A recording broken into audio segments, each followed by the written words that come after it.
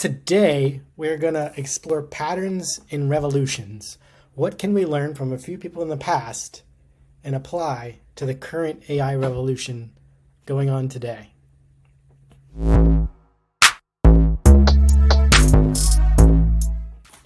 Today, let's talk about three men: Casper Tbom, Andrew Carnegie, and Alexander Hamilton.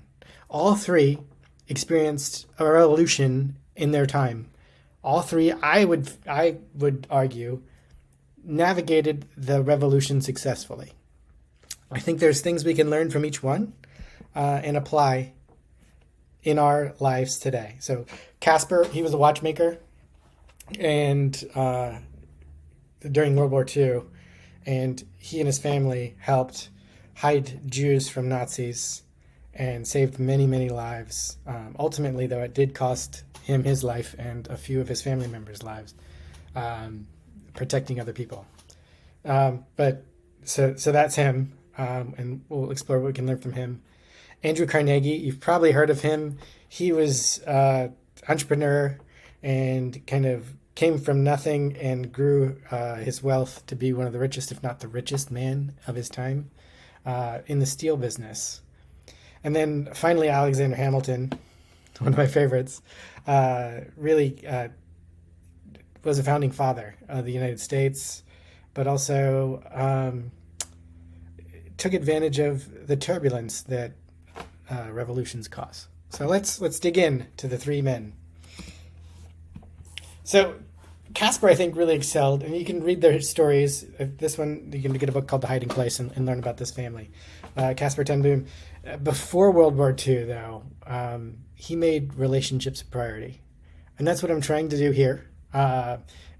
Is let's make person-to-person connections a priority. Those relationships that he put in place just before the war allowed him to be more effective during the times of trouble and during the turbulence of the revolution, because he had people he trusted and people that trusted him. So he was able to hide Jews and get people to vouch for him and be successful for a pretty long time. So those relationships that we set up, that we work together, that we establish before times get crazy, pay off during times of turbulence. Andrew Carnegie, the steel baron. He did a lot of things that are really fascinating. Go read his biography. But one of the things he did was he earned people's trust, very similar to the relationship set up by Mr. Tbom. But he also used technology very well. He would look at things with a practical mind, and he would tell you he wasn't an expert in steel. He was an expert in people and also just common sense. So he did things that other steel companies didn't do. Like, he made it a common practice for in his factory, each station weighed the amount of material that went into each phase of manufacturing and what left that phase of manufacturing.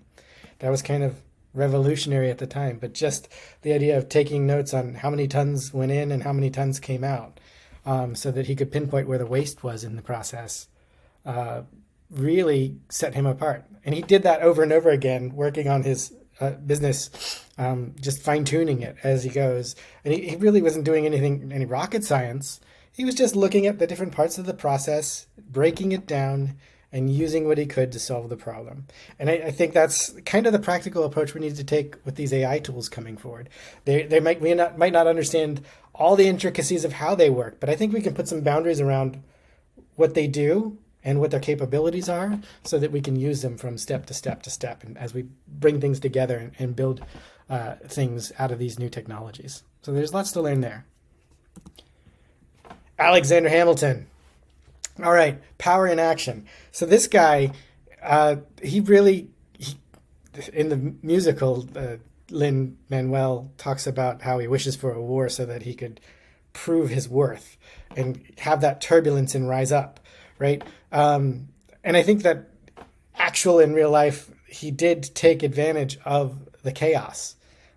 This is a chance for you to take advantage of the coming chaos. There's the landed gentry, like people like me, who are architects who would be fine if things didn't change. And actually, this is kind of nerve-wracking that they are going to change. But we can all take advantage of the coming turbulence. And there will be some turbulence as things get disrupted. And a lot of things are going to get disrupted, very much like the Industrial Revolution, I think. Andrew Ng, who's been teaching about AI for a while, likens the AI revolution to the advent of electricity.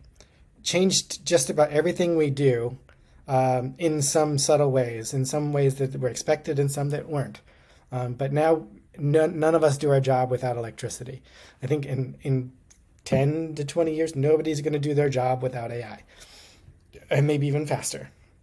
So getting in there, getting your hands dirty, rising up is going to be something that you can do to take advantage of this AI revolution.